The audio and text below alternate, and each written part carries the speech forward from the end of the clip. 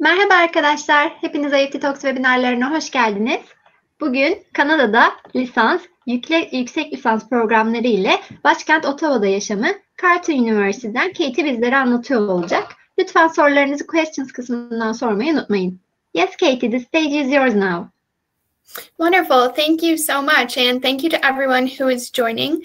My name is Katie McNamara, and I am an International Admissions and Recruitment Officer here at Carleton University. And I'm joining you from Ottawa, Canada. So it may be a little bit earlier in the day for me right now than it is for you. And we just received a lot of snow last night, which is something I'll talk about a little bit in my presentation. We're going to cover the weather and life in Ottawa, but we're also going to speak about the benefits of studying in Canada. And then I'll give you an introduction to Carleton University and speak a little bit about the programs that we offer, student life, scholarships, and all of our services and facilities. So before I go ahead and share my presentation, I just want to let you know that you may have already seen in the chat, I'm seeing lots of very nice greetings here from you. Above those, I've shared some resources for you. You may want to bookmark those links to look at after the presentation, and that's just to leave you with a little bit more information. And you'll also find my email address in there, so please don't hesitate to contact me if you have any questions that are not answered throughout the presentation. That being said, I'm going to start the presentation very shortly, and I plan on speaking for about 30 minutes. And throughout my presentation, you can put your questions into the chat tab that you see on the right-hand side of your screen. And after the presentation, I will address as many of those as I can in the time that we have. So with that being said, let's go ahead and get started. And please bear with me for just a moment as I share my screen here.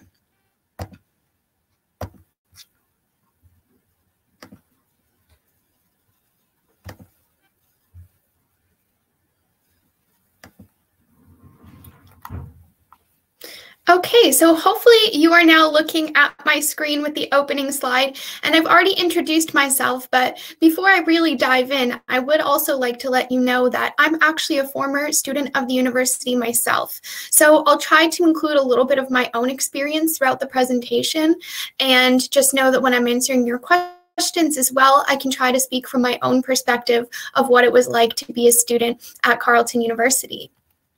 So first things first, as I mentioned, we're going to talk a little bit about the benefits of studying in Canada. So chances are that if you've joined this presentation, it may mean that you are considering Canada as a study destination. And as a prospective international student, you know that there are so many different things to consider when you're looking at studying abroad, not just the institution that you're considering or the program that you're applying for, but also the country that you'll be studying in. So one of the main benefits of studying in Canada is the high quality of our educational institutions.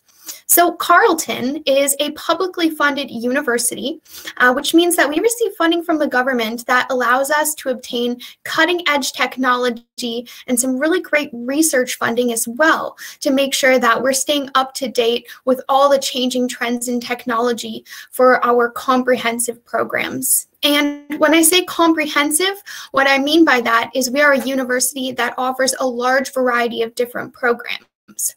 But another benefit of studying in Canada is regardless of which program you choose, the chances are your degree will be transferable to any other sort of institution that you might like to apply to for graduate school in another country, or even if you would simply like to ensure that your education will be recognized for your future career path if you wish to work in another country in the future.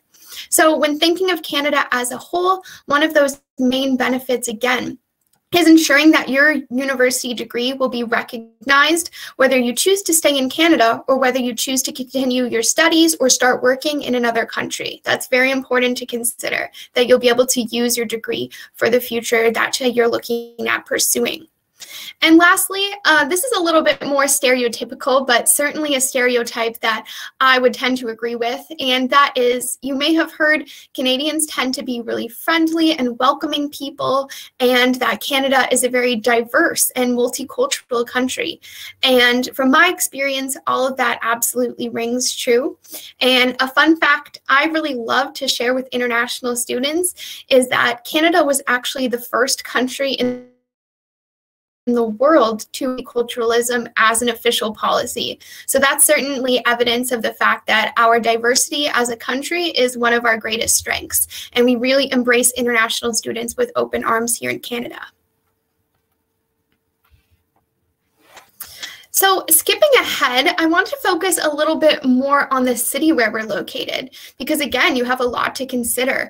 And as Canada is a huge country, all our cities are very diverse and each have a lot of own individual and distinct characteristics. So Ottawa actually happens to be the capital city of Canada, and that makes it the home of our federal government. And you can actually see our parliament buildings on your screen right now. Very beautiful historical buildings located in downtown Ottawa. So this scene is about 15 minutes away from our campus by bus. So we call our location in Canada's capital city our capital advantage, because being here in Ottawa affords you a lot of opportunities that you simply can't find in other cities. One of those main benefits, of course, being that we are home to Canada's federal government. That means that there's a huge variety of government department and agencies here. And that comes in handy when you're thinking about potentially looking at experiential learning opportunities. I'm going to define experiential learning a little bit later on, but to give a brief example, this might be a work-study opportunity like cooperative education. So if you're looking at potential placements, you may want to consider the different government departments and agencies that may be looking for students to gain experience with them. If you're not necessarily interested in those opportunities, we do also have a really thriving high-tech hub here in Ottawa with almost 2,000 different companies. And perhaps if you're more inclined towards science, you may be interested to know that Ottawa is home to many of Canada's major life sciences research centers. So there's a lot happening here in the city, and this is a great place to commence your studies, especially if you're someone who's particularly interested in gaining work experience as part of your degree due to all of those unique opportunities. And again, we'll talk about work experience very shortly coming up in the presentation.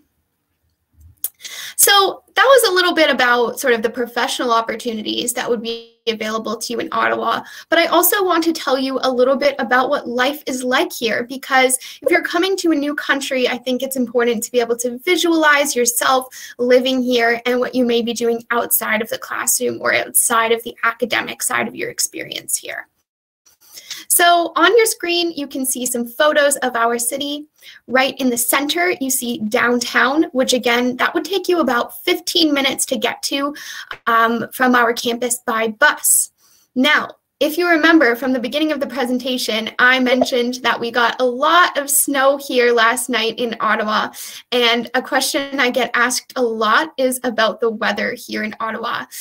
I think sometimes people hear very scary things about Canadian winter and how cold it can get, but actually the fact that we have 4 really distinct seasons is one of my personal favorite things about this city, because it means that we get to do really different things depending on the season, and it makes for a really well-rounded experience. You'll never get bored here. So just to give you one example, of course, you do see a photo of winter in the top left-hand corner of your screen where we have a student skiing. But one of my favorite things to tell students about for the winter is we have a lot of waterways winding through our city. And one of them, when it freezes over, is a UNESCO World Heritage Site, and it becomes the world's largest outdoor skating rink. And it actually starts from our campus. So technically speaking, you may be able to strap on your skates at campus and skate all the way downtown Ottawa on the world's largest skating rink. And then, of course, in the summer, you can see on your screen, we also have some beautiful sunny scenes. So it's not all cold and snow here. It does warm up in the summer, and it's absolutely beautiful to walk around and explore our outdoor markets and do a little bit of shopping from our local vendors. So we've talked a little bit about the benefits of studying in Canada, and then a little bit about Ottawa and what life is like here, in addition to the professional opportunities that may be available to you. So now I want to move on to giving you an introduction to Carleton itself. And I'm starting with one of the reasons why I chose the university, and that community so fortunate to have here on campus, since our international community, because of course that is the specific one that you would be joining as a student, which by Canadian standards is considered a medium-sized institution. And our students come from over 150 different countries. So of course that includes Turkey, but many other countries around the world, giving us a lot of diversity on campus. And just to give you an idea of the representation, approximately 15% of our students are international. So we're really lucky to have such great international representation on our campus. And a little bit later on, I'll talk about some of the supports with that transition when they're coming to Carleton. So here's a photo of our campus, and you can see that we're surrounded by water, so that creates a really picturesque and sort of beautiful nature feel on campus. And if you look in the top left-hand corner of your screen, you can see downtown in the distance, which again takes only about 15 minutes by bus to reach. But when you're looking at campus in the middle of your screen here, you can almost see it's sort of like a city. Really just all of our buildings, facilities, and services are grouped together in one location. They're not spread out in different areas of the city. So one very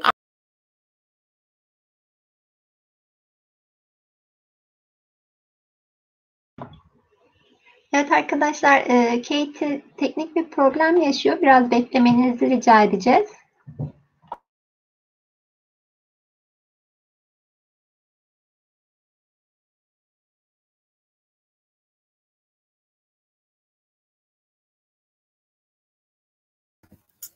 Sorry about that. I think I may have left the screen. Are you able to see and hear me now? Yes, we can see you. Please share your screen again. Perfect. Yeah, sorry about that.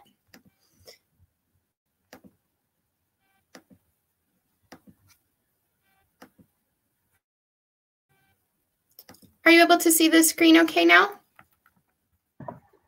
It's uploading. Yes. Okay. Okay, perfect. Thanks everyone for your patience while I rejoined. As I was saying, attending a campus school really helps us maintain that community feel because everything is happening in this one area. So it means that when you step onto campus, you really feel like everybody is there for a reason. And when everything is grouped together, it really makes you feel like it's much easier to integrate and become involved, whether it be taking advantage of our facilities like our gym or attending student services like our student advising sessions, or joining clubs and societies that are part of our Students Association. All of that is at your fingertips. So it means that you can really make the most of your time at Carleton. So, as promised, I really want to revisit this idea of experiential learning because it's integral to Canada's education system and it's really important to us here at Carleton. We believe that the best education combines theory and practice. So, when I say experiential learning, what I really mean is simply learning outside of the classroom. Example I like to use is you could watch a YouTube video of somebody riding a bike 100 times, but you still wouldn't be able to learn how to ride a bike without actually doing it. So cooperative education is one of the most popular and one of the most intensive experiential learning opportunities that you can have here at Carleton. Going forward, you'll hear me refer to it as co-op, that's the short form, and the definition is right on your screen. It's a paid work experience that's offered as part of many of our degree programs. It is completely optional. However, some of the benefits that you might want to consider are that it gives you real life work experience before you even graduate. So this is such a good way to sort of determine your career goals, find out what you do and don't like, and get used to being in a professional environment. Additionally, it's a great way to make connections in your industry. So you may have heard that phrase before, it's not what you know, but who you know. Of course, you need to have all the knowledge that you'll learn in the classroom, but it is important to have connections in your chosen industry who can help guide you and give you pertinent knowledge in terms of your future job search and the skills you should be focusing on. And lastly, if you're very successful in your co-op placement, it may be possible for you to obtain a reference, which you can use when you're applying to future opportunities to demonstrate that you have the skills necessary for the position. So I strongly encourage you to consider participating in co-op if it is an option for your program. However, if it doesn't sound like this is for you, or if it's not an option for the program that you'd like to study, there are plenty of other potential experiential learning opportunities you can take part in. So that might be an international exchange, it could be an internship, community service learning, practicum, or even undergraduate research opportunities, which are available for our students. So my advice to you would be to research all of those different opportunities, explore what's possible for your program, and really try to ensure you have at least one element of experiential learning to help you gain skills that will match your knowledge. All right, so moving on to what I think is one of the most fun parts about applying to university, it's choosing your program. And even though it's fun and it's exciting, it can also be a little bit overwhelming, right? Because there's so many different choices. And what you see on your screen right now is a list of our 5 faculties. So this is how I'm going to kind of try and break it down to try to avoid overwhelming you with all of the different options. So you see our 5 faculties on your screen right now. The way that I kind of define a faculty is by describing it as a category. So all programs which sort of fit under one common theme will be grouped in one category or faculty. So now that you've gotten a sense of the 5 faculties, you can see what I mean by the fact that we are a comprehensive university, meaning that we offer a wide variety of different programs in different disciplines of study. Now I'm going to show you on your screen a full list of our 22 undergraduate degree programs.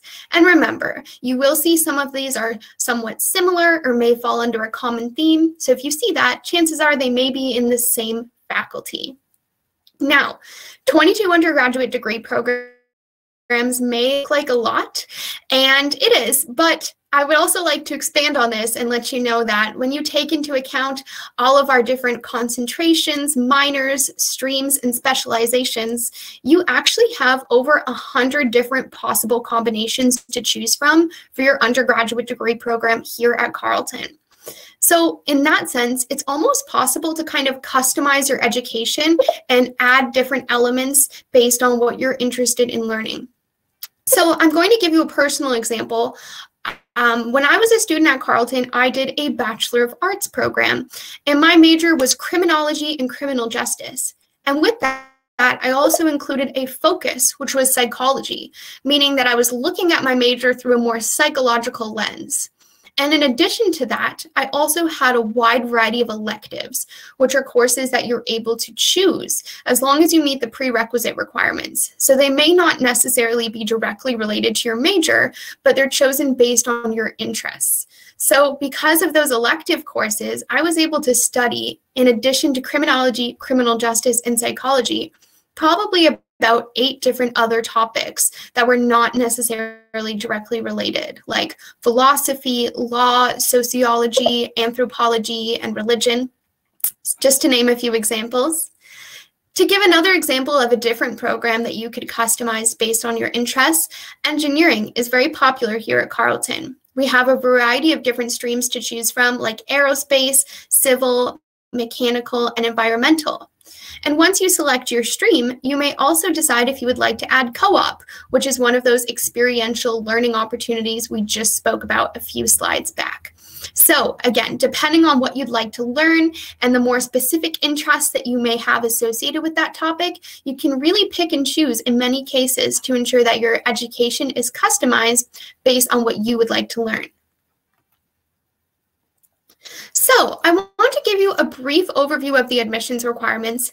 To get into the more nitty-gritty details of this, I strongly encourage you to visit our website. At the bottom of your screen right now, you'll see a screenshot of a tool that you can use. It's super handy, where you can place your educational background, your curriculum, and your program of interest. And when you click Get Details, it will show you all of the requirements as they pertain to you. So that's your best bet for sort of getting a personalized look at what the admissions requirements are for you specifically. To give a general overview, Admissions to Canadian universities are typically quite straightforward.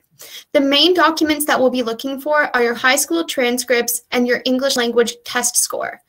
Most programs do not require you to submit reference letters, SATs, or personal statements, anything really along those lines. That being said, I would like to mention there are a select few programs such as architecture, social work, and industrial design, which do require supplemental applications. So once you decide which program you would like to apply to, I would really, again, recommend using that tool you see on your screen, which can be found on our website, to ensure that you have a good understanding of all the requirements.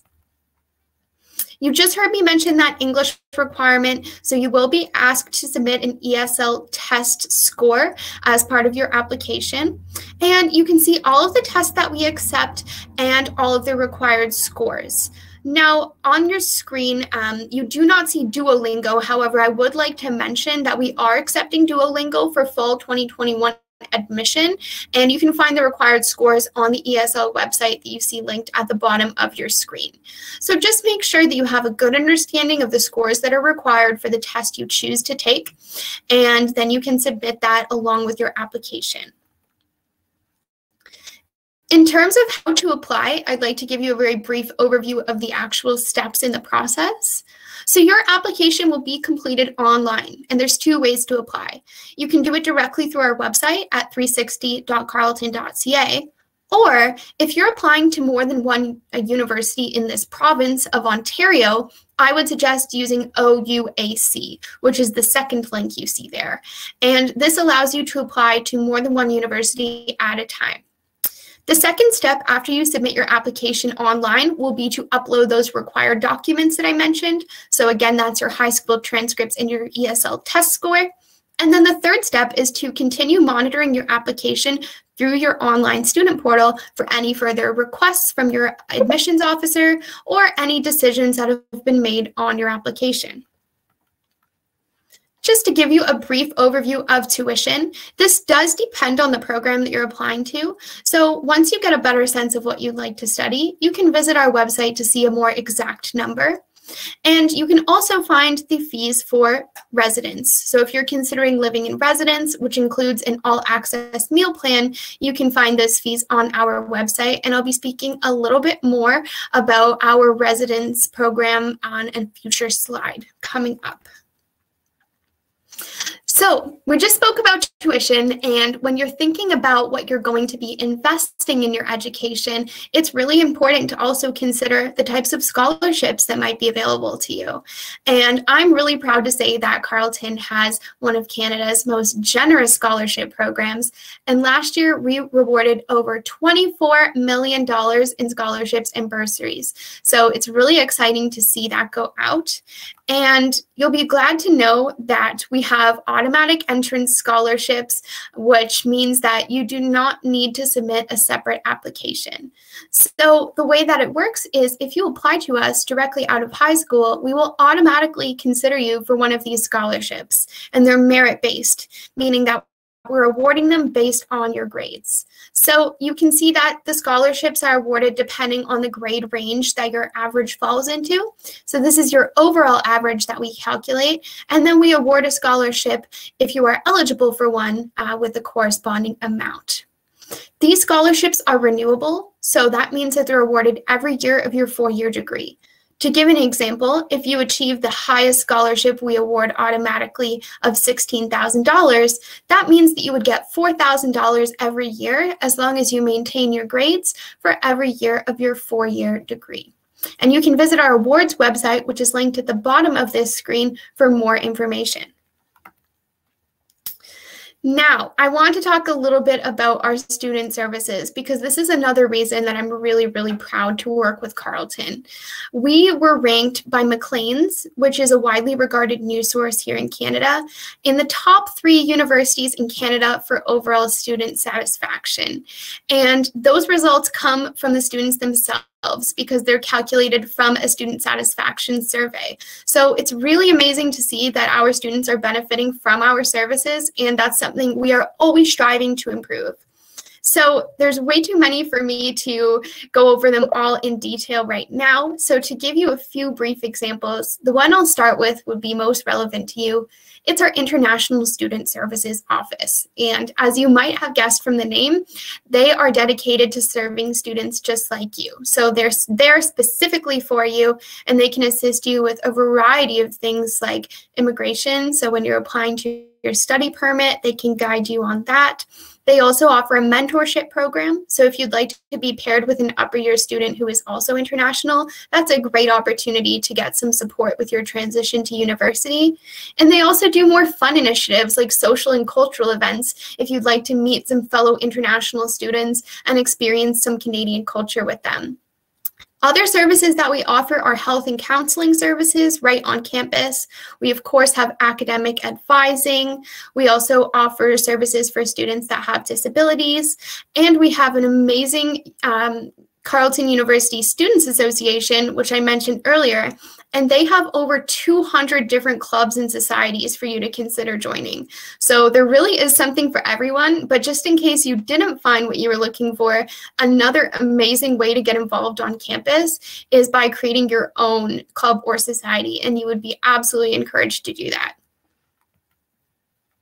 Now, I promised to speak a little bit more about residence, and one benefit of Carleton's residency program is that it is guaranteed. So kind of similar to our scholarships, you don't actually have to submit an application to residence if you are applying to us directly from high school, and if you receive your offer of admission before May 14th. You will automatically be guaranteed a place in residence for your first year. So that takes a little bit of stress out in terms of thinking about where you might live when you arrive here in Canada. And there's also a lot of benefits to living in residence. You get a lot of additional support from our residence staff, and there's also events, social events that are organized specifically for students in residence. And you can also see some photos of our cafeteria down below. So as I mentioned earlier, you would be able to have an all-access meal plan as part of living in residence. And these meals are sourced from local ingredients, and they're prepared right in front of you. And we also have a dietitian on staff who's able to assist if you have any restrictions. They'll ensure that you're able to eat the meals that are being provided to you. So if you'd like some more information about residence, we do have some photos on our website. But the best way to see residence and all of the other facilities on campus is through our virtual tour. So this is something that we've put together, as we know many of you would not actually be able to travel and visit our campus this year because of the challenging circumstances. This is kind of the next best thing. So I highly recommend taking this virtual tour. The link is at the bottom of your screen there. And this is an amazing way to sort of picture yourself on campus and see what it's like to be a student here. And I think you may also be very pleasantly surprised by some of the facilities that we have. I know I was. I didn't realize how many places there were on campus that I haven't even seen yet. So one sort of pleasant surprise that I saw was for our engineering students, we actually have a really cool flight simulator and also a Formula SAE card that some of our students work on. So definitely click through the virtual tour. There's a version of campus, and there's also a virtual tour of Ottawa. So you can see the university, and you can also see the city and really get a good understanding of what it would be like to come and study here. So with that, I'm looking to wrap up and start taking some of your questions. But before I do, very briefly, I would like to leave my contact information up here for a minute so that you can take a picture or write it down, because I really would love to hear from you afterwards. We can correspond by email, or at the link above, you see carleton.ca/international. You can find a link to schedule a one-on-one appointment with me. So if you'd like to go in a little bit more detail and really have a conversation about what you're looking for, your goals, and any questions you have, I'd be super happy to talk with you in a virtual meeting. You can also see our social media if you'd like to follow us and keep in touch with us that way. We post a lot of our videos, so webinars like this one on our YouTube channel, which is linked below, and I definitely encourage you to check those out to help you with your research. But with that, I'm going to stop sharing my screen now, and I'm going to start reading through your questions. So just give me one moment.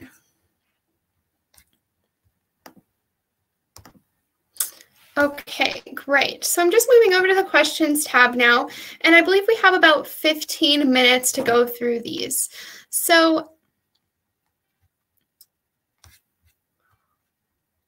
the first question that I got was, how are the career opportunities for international students in Ottawa? Do they have a work permit while studying? This is a great question. The career opportunities, as we kind of talked about when we were speaking about the government agencies and departments here in Ottawa, the thriving tech industry, and the science research labs that we have here, you can sort of see that the work opportunities are very diverse. So it really depends on the kind of the path that you're looking to go down. But one of the best ways to sort of kickstart your career if you're interested in staying in Ottawa is by partaking in co-op, because this really gives you those connections to work with. So just because you don't necessarily get hired by your co-op placement or even work for a company that's similar to where you were placed, you have those connections. So they may be able to tell you about opportunities that are coming up or really good job boards that you should look for within your industry. So certainly, to sort of summarize, there are some amazing work opportunities here, and it simply depends on the direction that you'd like to go in. In terms of your study permit, typically this allows you to work part-time while you're studying and full-time during breaks like Christmas or summer holidays.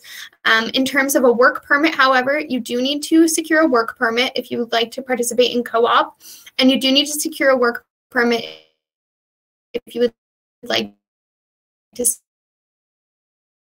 stay in after you graduate.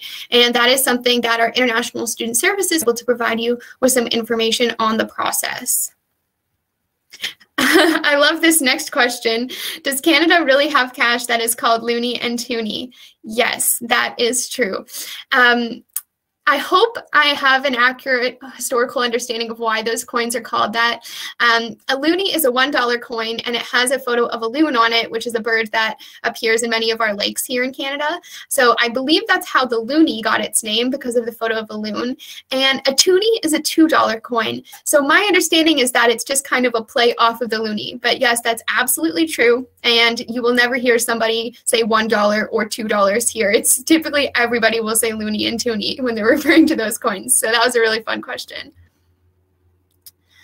I have a question here about GPA requirements for a master's degree. Now, this is a really great question, and I'm going to ask you to contact me afterwards so I can put you in touch with our graduate department, because I'm an undergraduate recruiter and admissions officer, so unfortunately, I can't advise on the specifics of a master's program, but I would be very happy to put you in touch with a person who can answer that question. So, Mert, if you can see my email address that I posted in the chat, please do send me an email, and I will absolutely put you in touch with the graduate department.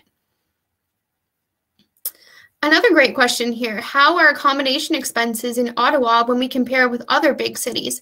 Really, really good question. So you kind of saw from the map that Ottawa is sort of in between Montreal and Toronto, two big Canadian cities that you may have heard of. Another big Canadian city that maybe you've heard of is Vancouver. So those are sort of what I use for my reference points. In comparison to large cities like Toronto and Vancouver, Ottawa is actually quite affordable. Toronto is, I believe, if I'm not misspeaking, currently the most expensive city to live in Canada. So you may wish to sort of look at some comparisons between those two cities to get a sense. But all things considered, Ottawa would be one of the more affordable locations that you might consider. And you may also wish to use the website called Numbeo. That's Numbeo. They do cost of living comparisons that I've found to be relatively accurate. So you could even input your home city and then compare it with Ottawa to get a sense of any discrepancies with the cost of living to help you plan your finances. And I have a question about scholarships. So that was addressed in the presentation, so hopefully you did get your answer there. But just to briefly summarize again, we have automatic entrance scholarships. So if you meet the minimum requirement for grades and you're applying to us directly out of high school, then chances are you may be eligible for a scholarship. It's really just about achieving those minimum grades that you need to get one of those automatic scholarships. And no application required because we assess it when you apply. So if you did get awarded one of those scholarships, it would be indicated to you once you received your offer of admission package.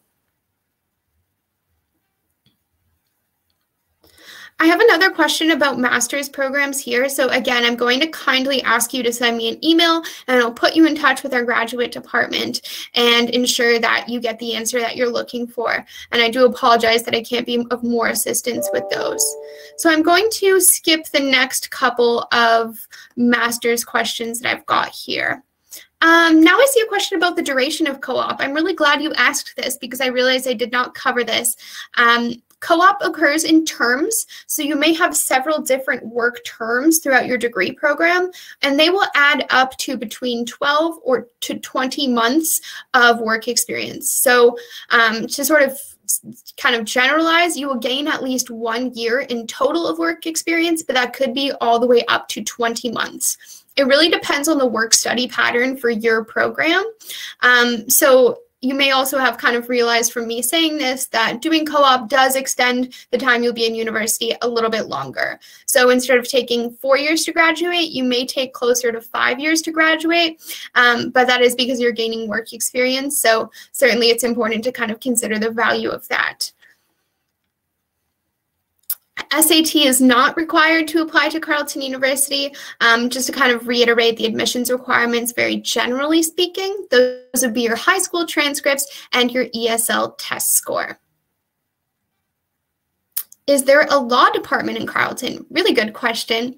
We don't have a law school at Carleton. However, we do have a Bachelor of Arts program in law. So I know on the screen when I showed you that big list of programs that there was just one small program called Arts. Just to expand on that a little bit more though, Arts covers a huge variety of majors. So I mentioned that I was an arts student. My major was criminology and criminal justice, but law is certainly another major that you could explore, as is sociology, philosophy, psychology. There's a lot of different options under arts. So if you have any of those types of interests, make sure you read more about the Bachelor of Arts program because your interest may actually fall under that. What is the average required to get into the engineering program at Carleton University?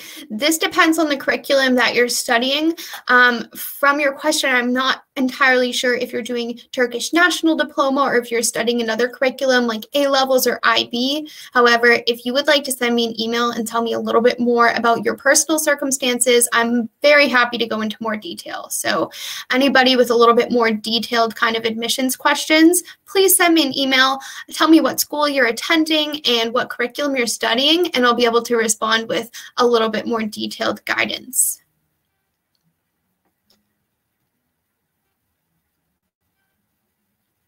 Okay, I have a student here who's interested in aerospace engineering, which is really exciting. And you're taking 3 AP courses, physics, calculus, and computer, and you're going to take TOEFL. Okay, so all you need for the program that you're interested in is your high school transcripts and your ESL test score. It is important to note that the prerequisite requirements for any engineering program are math, chemistry, and physics. So you want to ensure that you have those 3 courses in your final year if you want to apply to engineering. If you don't have those 3 courses or you have any questions about what prerequisites mean or what prerequisites are required for a certain program, please again send me an email and I'll give you a little bit more personalized information. Hi, Katie. Yeah.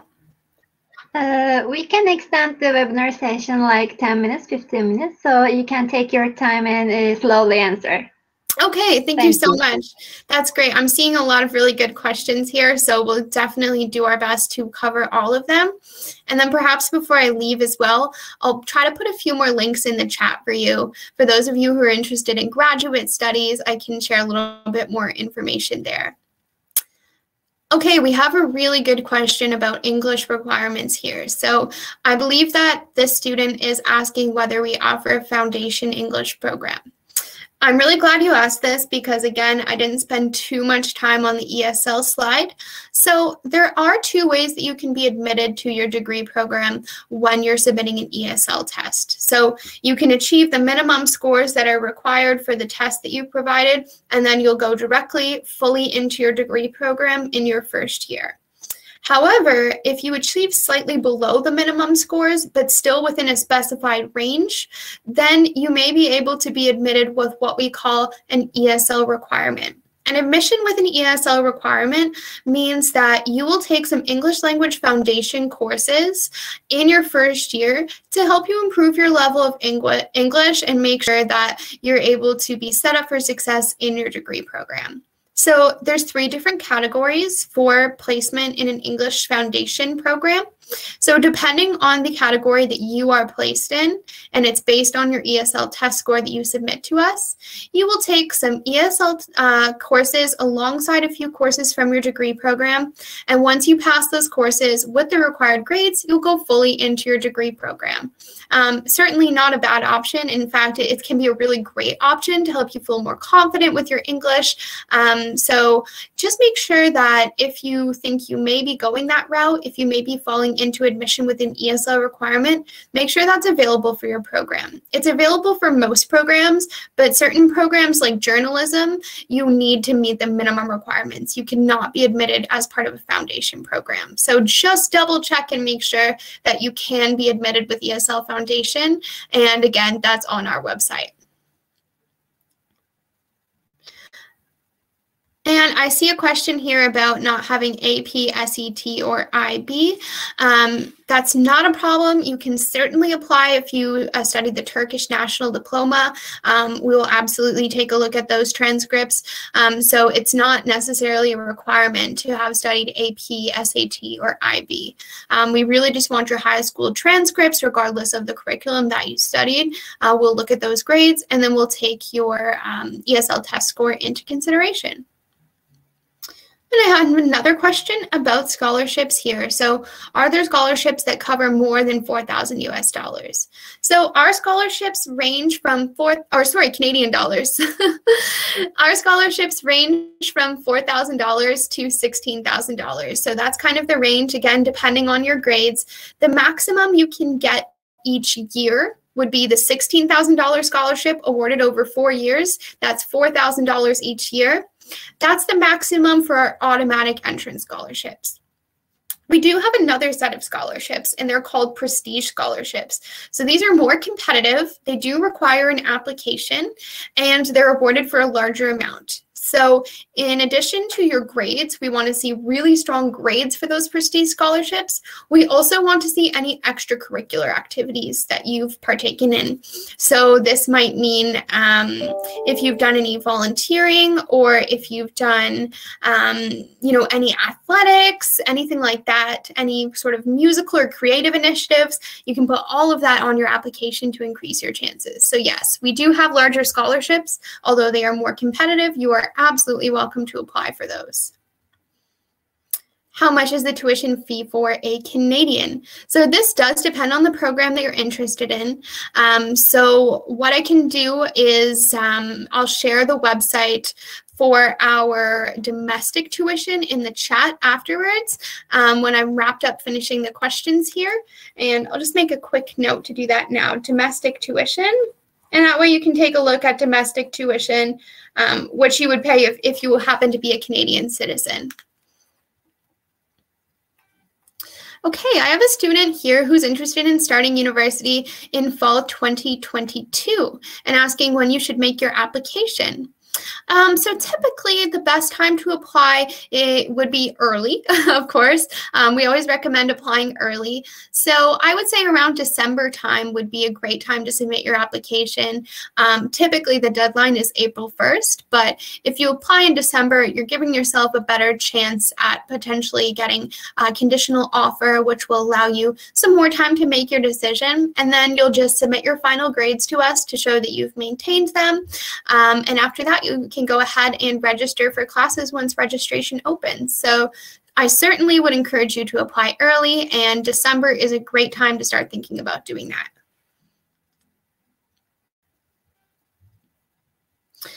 Okay, I have somebody asking about AACSB accreditation and what the advantages of this accreditation are, and stating that their business school also has this accreditation. That's a great question. I'm not sure that I have all of the details in front of me to really get into this with a lot of details. So what I would ask is that you send me an email with this question. Let me sort of compile some resources and a little bit more detailed information for you, and that way I can give you a much more thorough answer than I can at the moment without those resources in front of me, because that's a great question. And the most recent question I have here is, are classes online due to COVID? At the moment, yes, they are. And I can't necessarily confirm yet when that will change, although I absolutely wish that I could. We are kind of at the mercy of abiding by public health guidelines, of course, to really make sure that we're prioritizing safety on our campus. So I certainly don't want to speak too soon and confirm a time when classes will be back in person, because unfortunately, the fact of the matter is that at the moment, we simply don't know.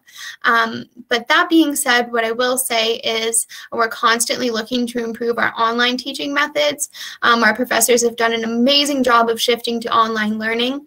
And what we do have a COVID website as well, where we post regular updates. So I'm just making a quick note to post that in the chat afterwards. And that will give you the most up-to-date information in terms of when we'll be looking towards opening studies back in person again. But what I can add is just that we are just as eager as our students are to get back on campus and to begin teaching again in person. So as soon as it is safe to do so, we will certainly be looking towards planning for this.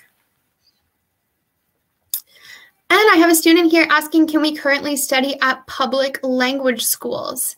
Now, I'm not exactly sure what public language schools you might be referring to here. I'm not sure if you can elaborate a little bit more on that question. At the moment, I can really only speak specifically to admissions with Carleton. I'm not sure if perhaps you're asking if maybe those results would be admissible to Carleton. But if you want to expand on your question a little bit, or also send me an email, I would be really happy to take another look at it. And while I'm waiting to see if there's any more questions that are going to come in, I'm going to go ahead into the chat very quickly and just pop in those two links that I promised, which is the link to domestic tuition for any of you who might be Canadian students, and then also our COVID website. So you can look out for those in the chat now.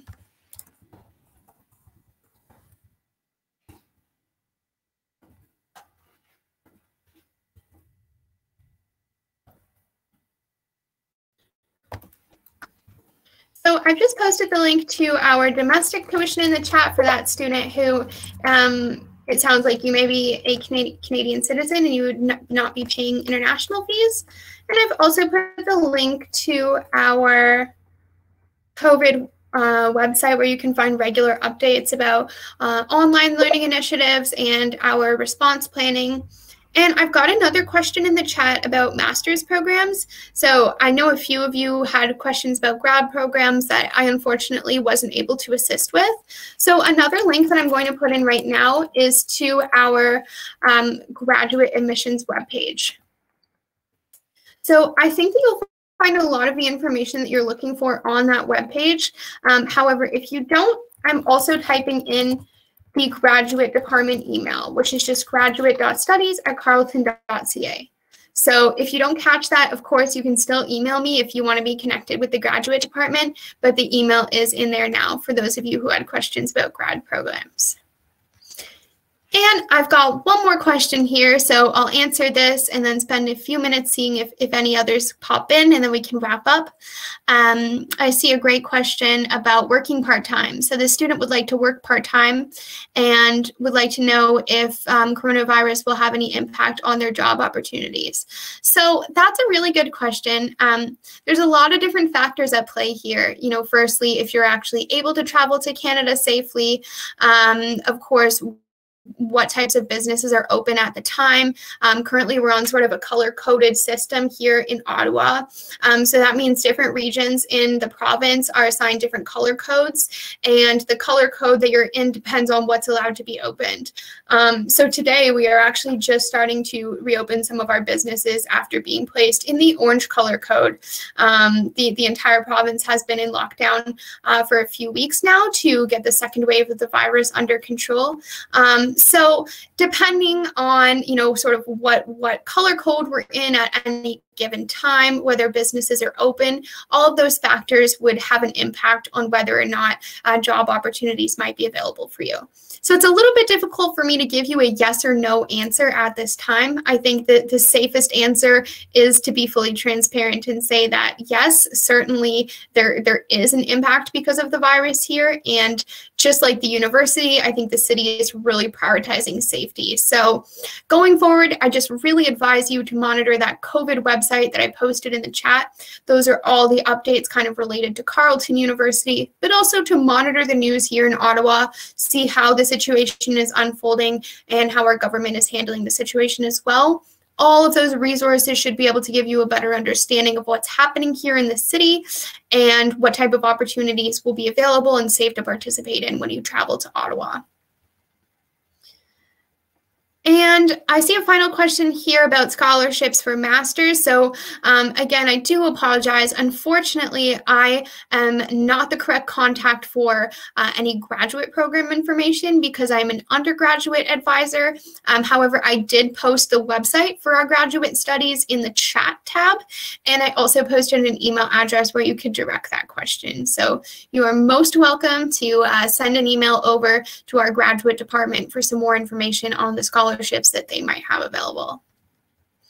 So I haven't seen another question come in. So before I wrap up, I am just going to post my email one more time in the chat function. I want to make sure everyone has access to that. And please do not hesitate to contact me. I really do love connecting with students one-on-one. So whether it's through an email or if you'd like to book an appointment with me, just let me know. And I'd be super happy to hear from you. I'd love to know what you're interested in and to help you with your questions. So I don't see any more questions, so I may wrap up at this time. And thank you all very much for attending. And I very much hope to connect with you again in the future. Yes, thank you very much, Katie, for this great presentation. And you put a real effort answering all of the questions. We believe it was a really informative and comprehensive webinar for the attendees. Thank you so much. Well, I certainly will look forward to hearing from the students. And please, again, don't hesitate to contact me. It would be great to hear from you. Yes, also I would like to thank the participants in Turkish as well. Katıldığınız için teşekkür ederiz arkadaşlar. Carleton University ile ilgili diğer sorularınız için Katie'nin paylaşmış olduğu linkleri inceleyebilir ve diğer sorularınız için mail adresinden iletişime geçebilirsiniz. Yarınki webinarlarımızda görüşmek üzere. Thank you again, Katie. It was a pleasure to have you in IEFT Talks. Thank you so much. Bye-bye, everyone. Take care. Bye-bye.